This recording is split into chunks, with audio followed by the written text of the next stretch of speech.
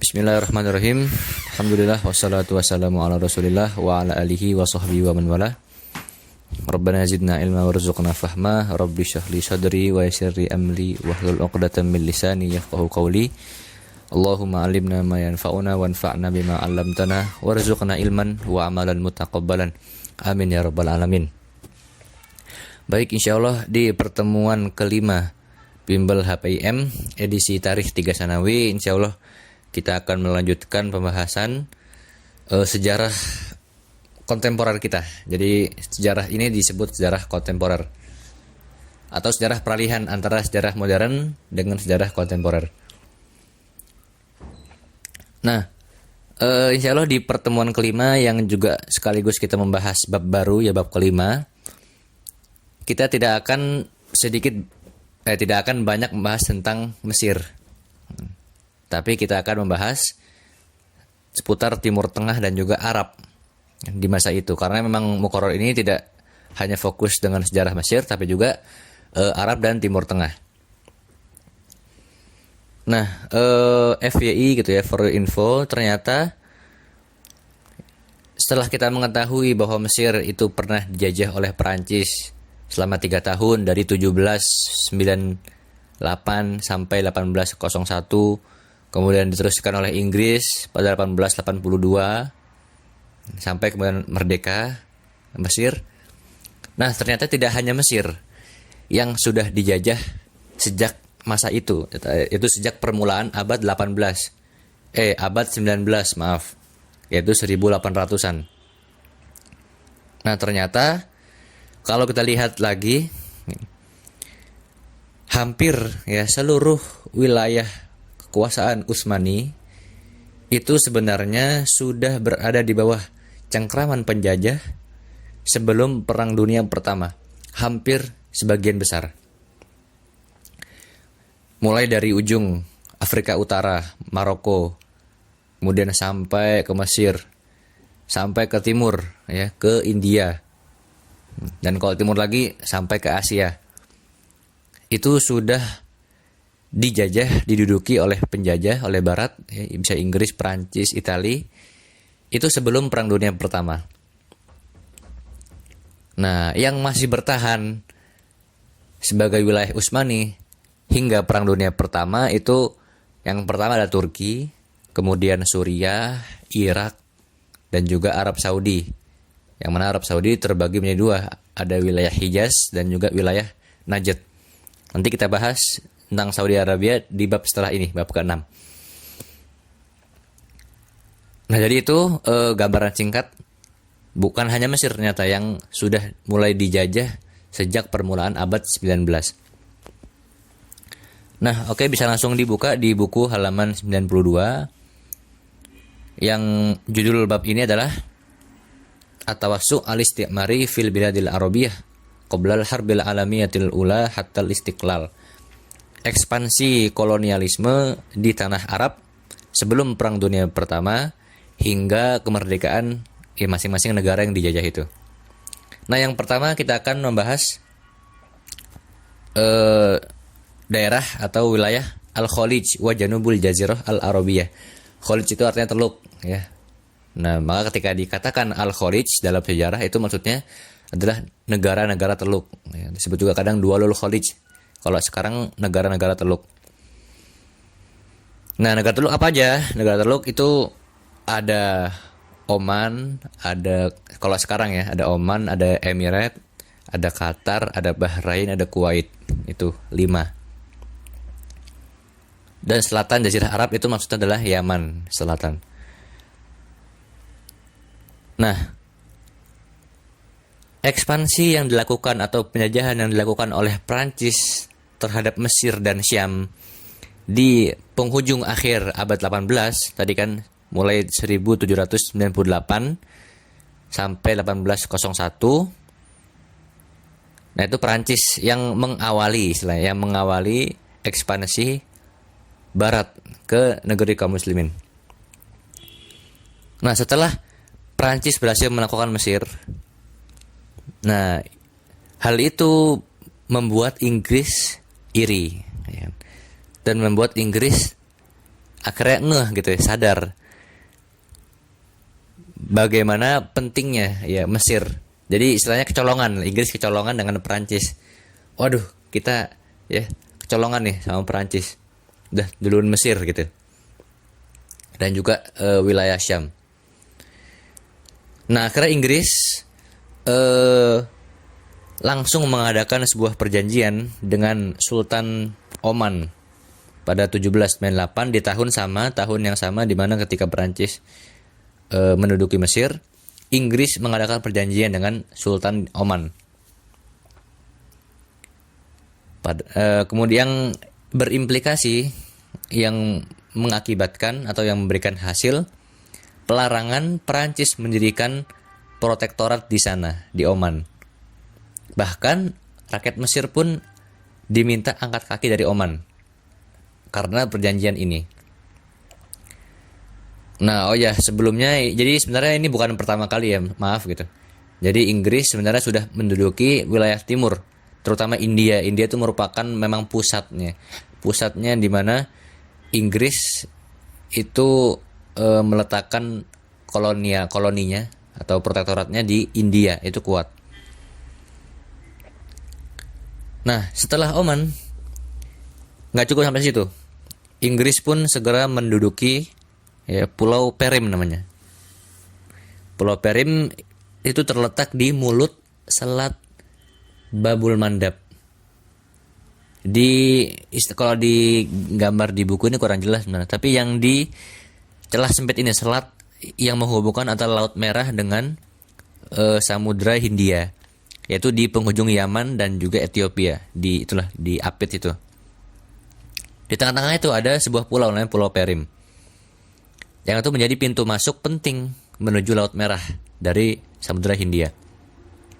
Nah, Inggris segera menduduki wilayah tersebut untuk menghalangi laju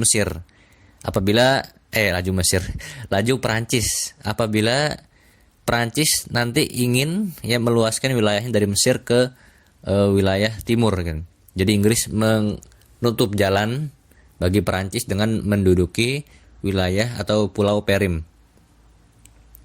Nah, ini dibuktikan bahwa setelah Perancis hengkang dari Mesir selama 3 tahun itu kan, pada 1801, Inggris juga meninggalkan Pulau Perim.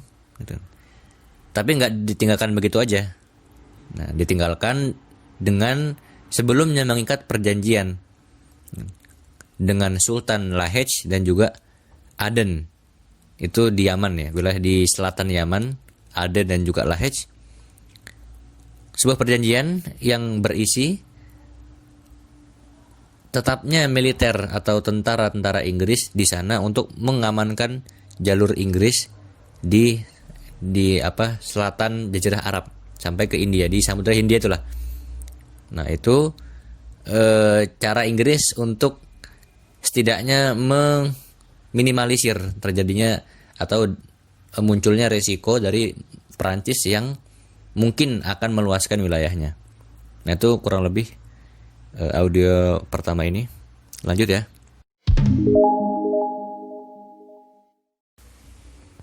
Nah, lanjut. Setelah Inggris itu mengamankan wilayah-wilayah timur dan juga Jazirah Arab dari Perancis, dan Inggris juga selalu memonitori perkembangan di sana,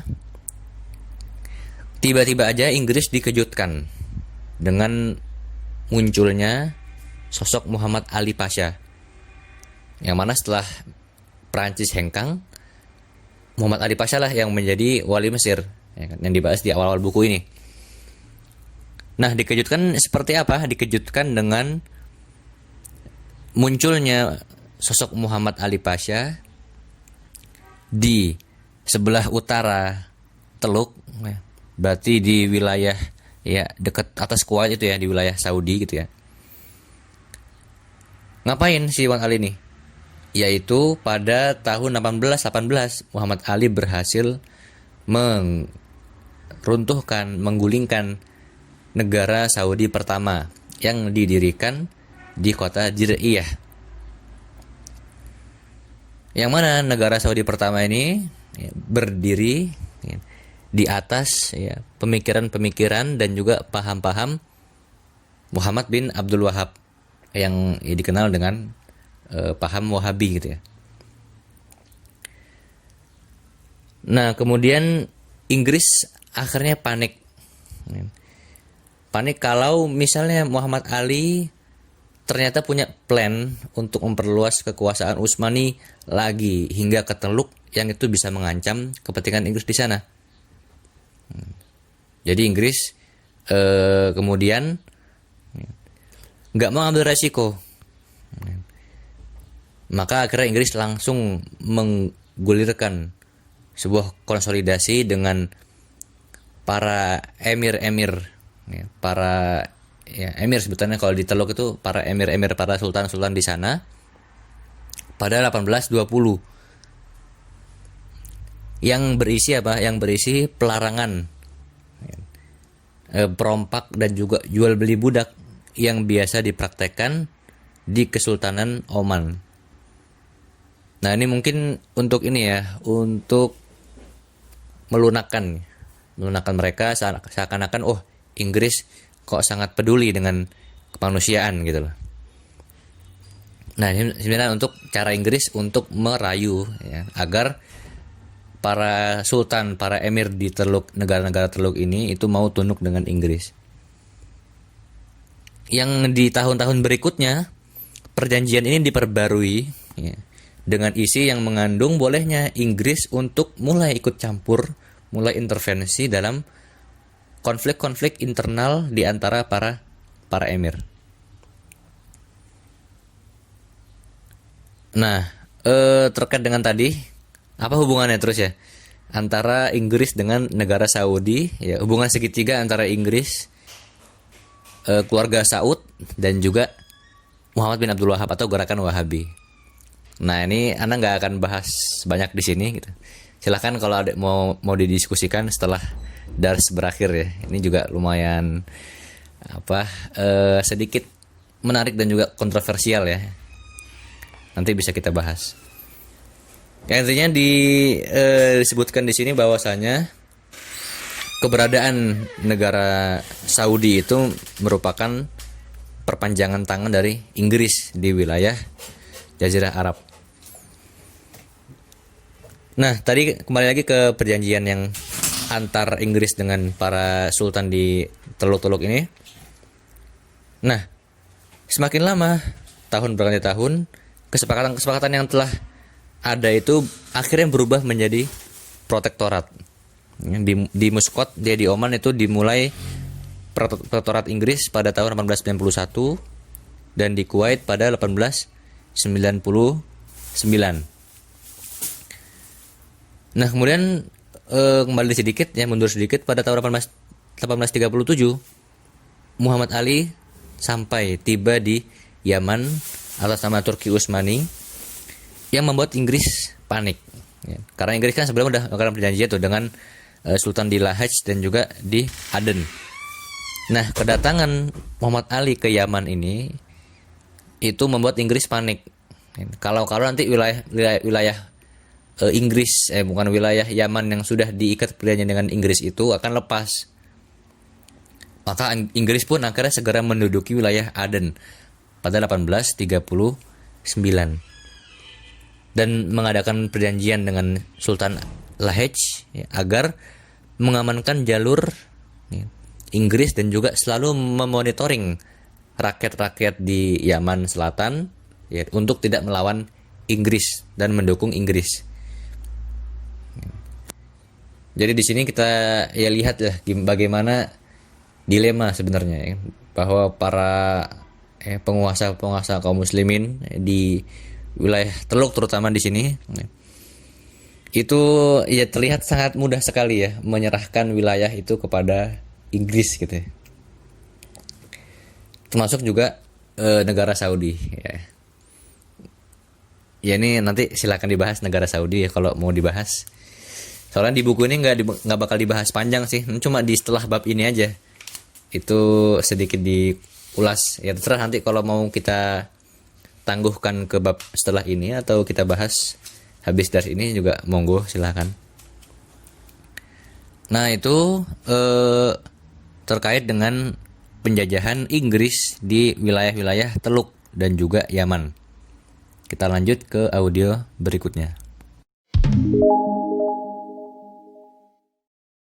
Oke, next dari Teluk dan juga Yaman, sekarang kita beralih ke wilayah Afrika Utara, lebih tepatnya adalah Aljazair. Nah, Aljazair ini di penghujung abad 18, yaitu tahun 1790 sekian, 90-an, itu merupakan sumber impor utama gandum bagi Perancis. Karena di ketika itu Perancis diembargo oleh Eropa, terutama oleh Inggris. Dikarenakan pecahnya revolusi Perancis pada 1789 yang mengakibatkan clash ya dengan Eropa, dengan Inggris terutama. Akhirnya Inggris memutuskan, ayo seluruh Eropa kita embargo, kita boikot Perancis. Akhirnya karena diboikot ya udah dari mana lagi Perancis dapat bahan pokok makanan. Akhirnya Aljazair lah ya, yang menjadi sumber ya impor gandum terbesar Perancis ketika itu. Nah, impor yang dilakukan Perancis ini ternyata tidak dibayar secara kontan, secara tunai, melainkan Perancis mengambilnya sebagai bentuk hutang yang jumlahnya cukup besar. Pemerintah Aljazair tentu ya menagih hutang tersebut yang sudah semakin lama semakin besar, semakin membengkak hutang itu. Namun ya Perancis terlihat ya seperti menunda-nunda pembayaran hutang ini. Bahkan ya di Perancis dibentuk sebuah lajnah finansial ya, atau disebut lajnah maliyah yang bersepakat untuk menurunkan jumlah hutang kepada Aljazair yang tadinya sebesar 24 juta franc mata uang Perancis ketika itu menjadi hanya 7 juta franc. Turun 3 kali lipat lebih dari yang seharusnya. Ini kesepakatan sepihak dari Perancis. Terus Perancis bilang ke Aljazair, kurang lebih seperti inilah bahasanya. Waduh, sorry nih Aljazair, kayaknya kita bakal lama ngelunasin utangnya. Udah mah dikurangin, terus bilang bakal lama utangnya, gitu. Kurang ajar banget gak sih peran di sini? Nah udah tuh, akhirnya terjadilah baku hantam, ya baku tembak antara kapal-kapal Aljazair dengan kapal-kapal yang dibawa oleh atau kapal-kapal misalnya Sufun Babaruma ya, kapal-kapal Paus Roma. Itu dijarah, dirompak oleh para perompak di Aljazair. Ya wajar dong yang terjadi karena ya Perancis kurang ajar apa lagi begitu kan. Udah mau utang, masih mending kan diutangin. Terus minta utangnya diturunin sepihak. Udah turunin, masih juga bilang bakal bayar lama. Kurang ajar apa lagi.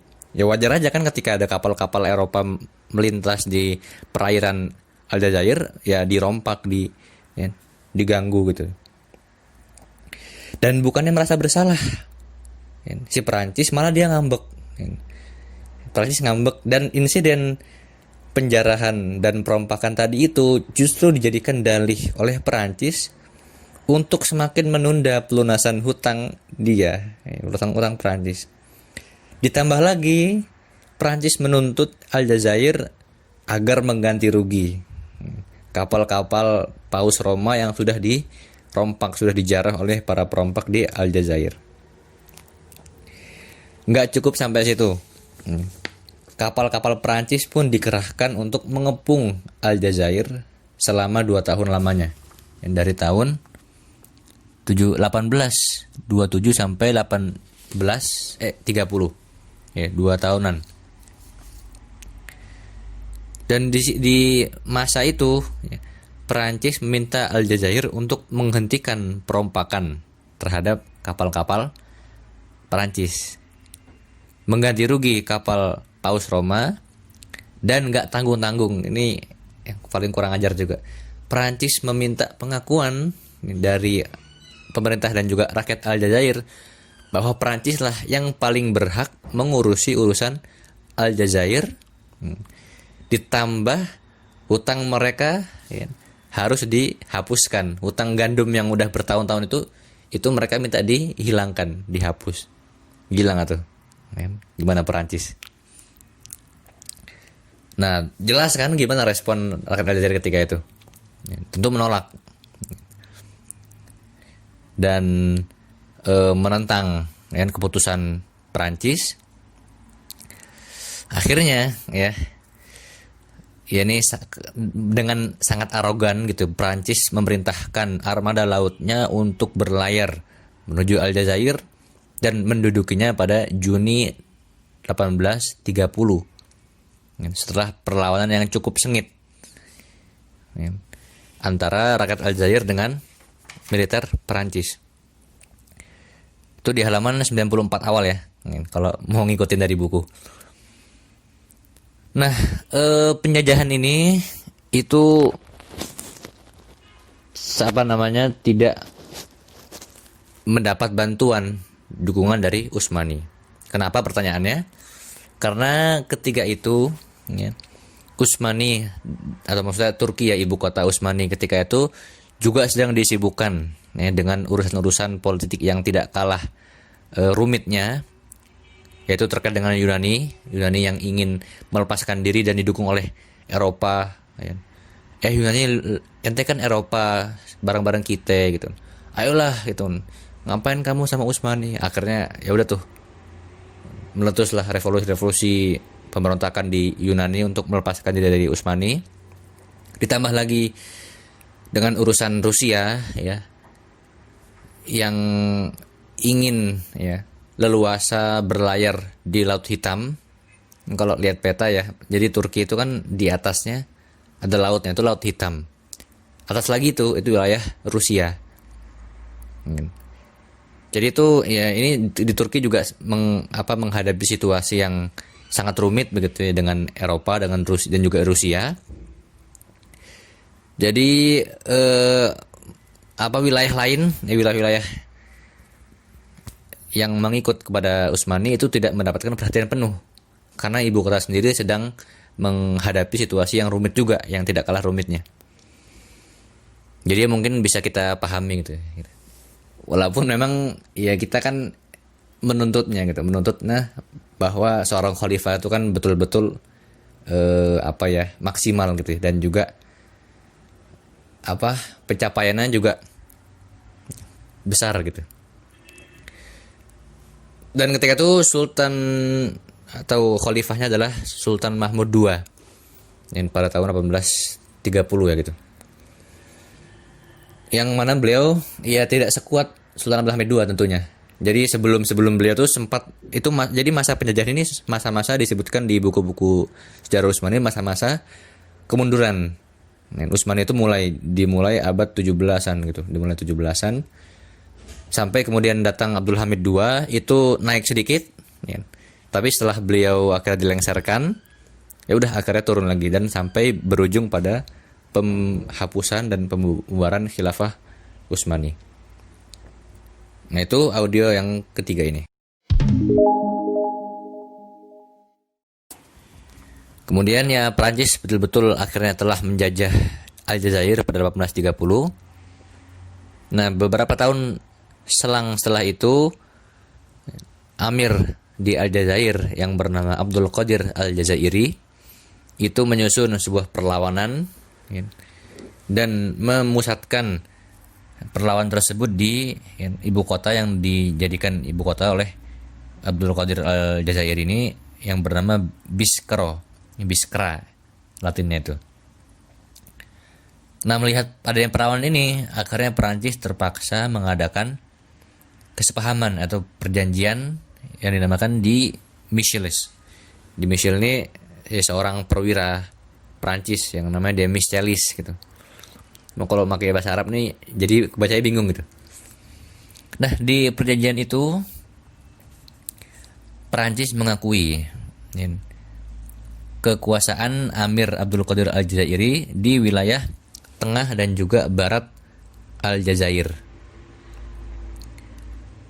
Akan tapi walaupun seperti itu, walaupun sudah sampai pada titik temu kesepakatan dengan Amir Aljazair, namun Perancis kembali ya melanggar perjanjian ini dengan merencanakan sebuah serangan-serangan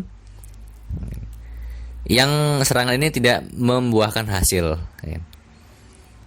Nah, karena gagal gitu, akhirnya Perancis kembali mengadakan sebuah kesepakatan. Kali ini kesepakatan Tafna pada 1835. Yang ya isinya lumayan menyedihkan gitu ya. Pengakuan sang Amir ya, Abdul Qadir Al-Jazairi terhadap kedaulatan Perancis. Dan kesepakatan ini lagi-lagi dilanggar oleh Perancis, yang kesepakatan udah sangat-sangat longgar sekali dan juga ya sangat menyedihkan untuk bagi kita. Itu pun masih dilanggar lagi oleh Perancis ya, dengan menjajah wilayah Konstantin.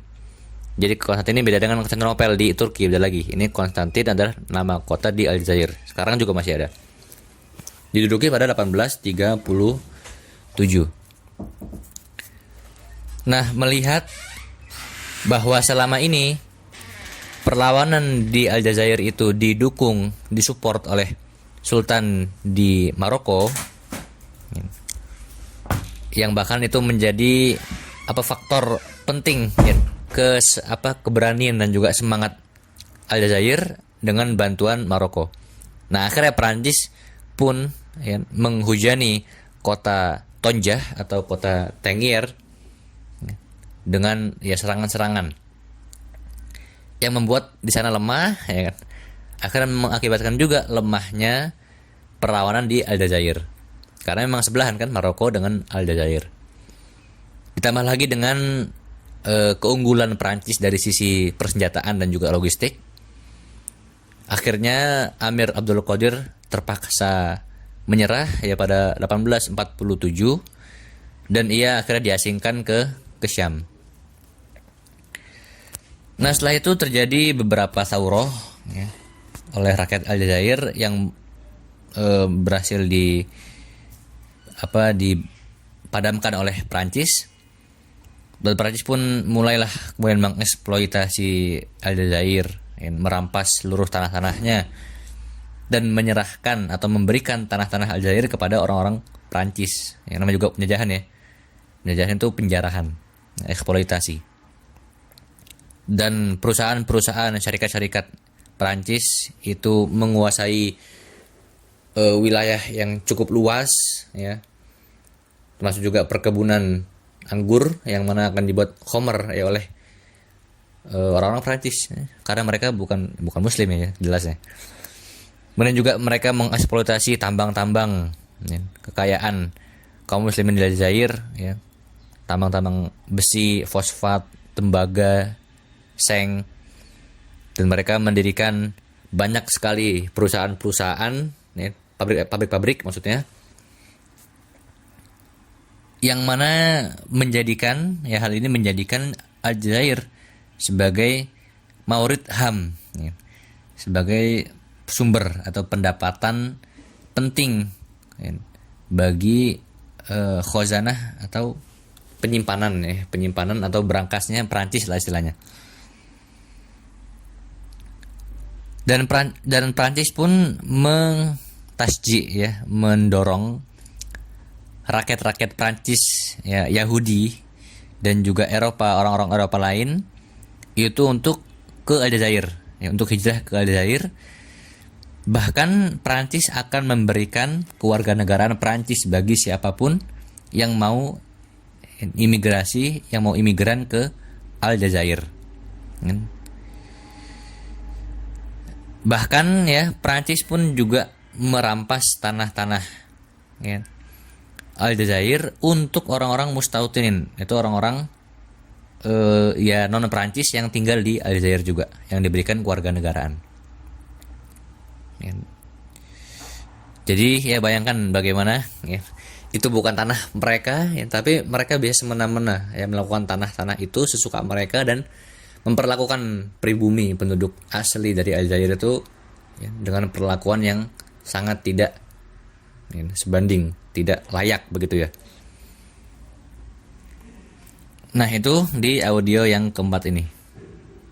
Setelah ini kita membahas perlawanan rakyat Aljazair setelah Perang Dunia Pertama. Tadi ini sebelum. Nah, setelah ini kita bahas perlawanan setelah Perang Dunia Pertama.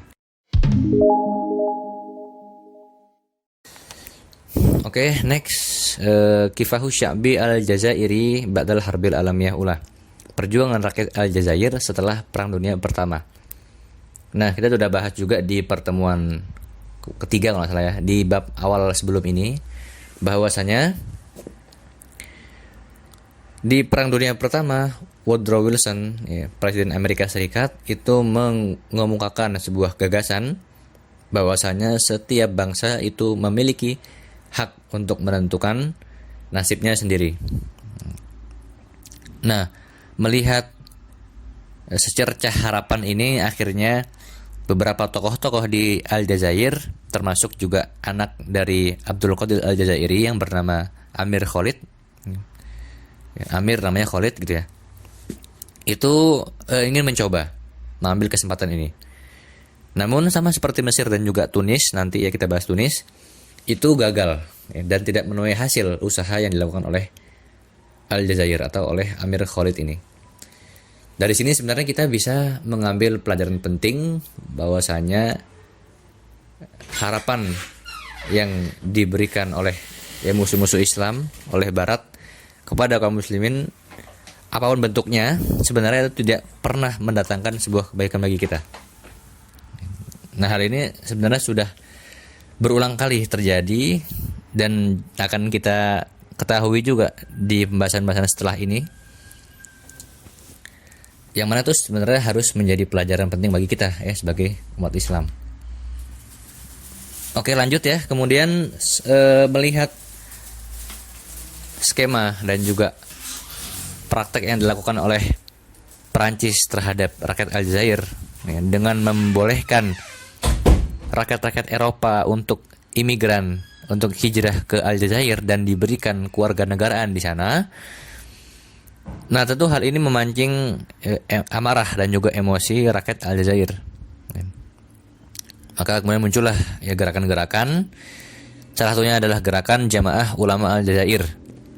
Para ulama di Aljazair membuat sebuah gerakan pada 1926 untuk ya menentang penjajahan.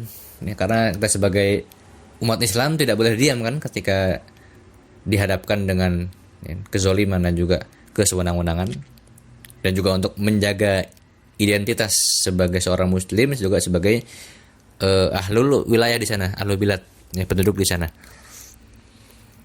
Nah, hanya saja usaha ini tidak mudah gitu ya. Ada di paragraf ini, wa nadharan li anna syarihatan kabira min musaqqafil Jazair takawanat ala tariqah al-Faransiyah. Ya. Rintangan di mana rintangan adalah bahwasanya di saat itu juga muncul banyak tokoh-tokoh di Aljazair, para intelektual, para musaqqafin itu yang tumbuh ya besar di bawah pengasuhan Perancis. Ya. Sampai pada tahap di mana para intelektual ini ya, keluar terjun ke masyarakat, itu mengemukakan ya, atau menyeru ya, kepada indimaj ya, penyatuan, penggabungan. Maksudnya gimana? Penggabungan Aljazair ya, sebagai wilayah Perancis juga gitu. Bayangin ya, sampai seperti ini. Ya. Dan inilah yang memang yang diharapkan oleh orang-orang Prancis, ya kan? Munculnya orang-orang dari kalangan penduduk asli yang pro dengan kebijakan-kebijakan atau keinginan Prancis. Yang mana jelas saja, ya walaupun memang nanti akan digabungkan wilayahnya, tetap saja rakyat-rakyat Aljazair tidak diperlakukan seperti halnya rakyat Prancis, ya, atau rakyat pribumi Prancis asli ataupun orang-orang Eropa yang imigran ke Aljazair. Jadi bakal tetap diperlakukan seperti ini juga walaupun nanti bergabung, kalaupun bergabung gitu ya. Dan diantara orang-orang yang gencar menyerukannya adalah Abbas Farhat atau Farhat Abbas. Ya, itu tokoh di Aljazair ya. Nah, di samping tadi gerakan Jamaah Ulama Aljazair juga muncul, ya, sebuah kelompok ya bernama Najmah Syamal Ifriqiya atau Bintang Afrika Utara, ya, yang diketuai oleh Mesali Haj, ya, itu bahasa Latinnya Mesali Haj, dengan tujuan untuk memerdekakan Aljazair dari Prancis begitu. Nah, setelah Perang Dunia Kedua, ya, arus pemikiran, ya, arus perlawanan ini semakin bergulir, ya, sampai pada titik bahwasanya kita nggak bisa merdeka kecuali kita harus mengadakan sebuah saurah, sebuah revolusi. Gitu. Akhirnya perasaan ini semakin mengangkasa, ya, setelah berhasilnya Mesir melakukan sebuah revolusi, ya, pada tahun 1952. 23 Juli 1952. Nah, ini semakin menambah semangat Aljazair. Wah, ini Mesir aja bisa gitu. Masa kita nggak bisa? Nah, karena semakin gencar, ya, semakin kuat, ya, arus gerakan ini. Dan ya, berikutnya kita lihat bagaimana sikap Mesir, ya. Intinya adalah Mesir menjadi negara inti, ya, negara utama yang sangat mendukung, sangat mensupport Aljazair untuk meraih kemerdekaannya. Dan di masa pemerintahan G. Moli diputuskan bahwasanya Perancis nggak akan bisa menang melawan Saurah Jazair kecuali harus mengisolasi Mesir dulu, mengusir Mesir, ya, membuat Mesir diam, nggak membantu Aljazair. Nah, akhirnya Perancis pun bergabung, ya, dalam, ya, krisis Suez, dalam Odwan Sulasi, dalam serangan segitiga, ya, serangan 3 serangkai terhadap Mesir yang akan kita bahas di bab setelah ini, di bab 2 setelah ini. Ya. Bahwa nanti Inggris, Prancis dan juga Israel tahun 1996 itu bersekongkol untuk menyerang Mesir. Nah, Prancis ketika itu punya juga keinginan untuk memisahkan Mesir dengan Aljazair agar tidak membantu rakyat Aljazair. Ya, kemudian juga Prancis ingin yang berusaha mencapai kesepahaman dengan rakyat Aljazair untuk tetap menjaga Prancis sebagai pemilik, ya, kekuasaan tertinggi di Aljazair. Maka Prancis pun akhirnya mengusulkan, ya, federasi, ya, Aljazair untuk Prancis, ya, atau ya federalisasi antara Prancis dengan juga Aljazair pada 1957. Ya, yang jelas ini ditolak, ya, dan hal ini didukung oleh Mesir, ya, dan juga negara-negara Arab untuk mengajukan masalah Aljazair ini kepada PBB karena ini sudah selesai Perang Dunia Kedua. Dan nanti pada akhirnya Aljazair berhasil sampai kepada kemerdekaannya pada 1960, ya, 1962. Nah, itu. Kemudian tanggung ya dikit lagi sih. Nah, kemudian udah selesai sih sebenarnya. Di akhir sebelum merdeka, Aljazair ada sebuah perjanjian yang di halaman 96. Itu ada Ittifaqiyah Evian pada tahun 1962 antara Prancis dengan rakyat Aljazair, yang intinya adalah menyerahkan Aljazair sepenuhnya kepada rakyat untuk kemudian ia menjadi merdeka lepas dari pengaruh Prancis. Itu kurang lebih pembahasan penjajahan Prancis terhadap Aljazair.